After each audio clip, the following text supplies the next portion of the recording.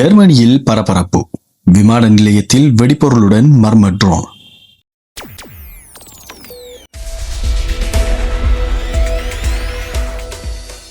ஜெர்மனியின் லீப்சிக் ஹாலே சர்வதேச விமான நிலையத்தில் வெடிபொருள் பொருத்தப்பட்ட மர்ம ட்ரோன் ஒன்று கண்டுபிடிக்கப்பட்டதை தொடர்ந்து விமான நிலையம் பெரும் பரபரப்பிற்குள்ளானது.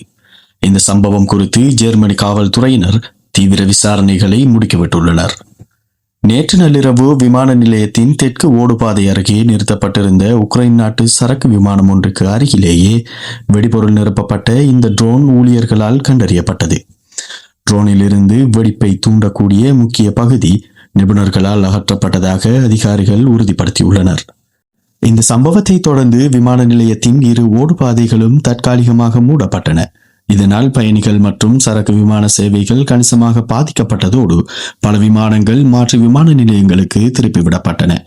சம்பவம் குறித்து உக்ரைன் மற்றும் ரஷ்யா தரப்பில் இதுவரை உத்தியோகபூர்வ கருத்துக்கள் எதுவும் தெரிவிக்கப்படவில்லை. கடந்த 2024ஆம் ஆண்டும் இதே விமான நிலையத்தில் சரக்கு ஒன்றில் வைக்கப்பட்டிருந்த வெடிபொருள் வெடித்தமை குறிப்பிடத்தக்கது.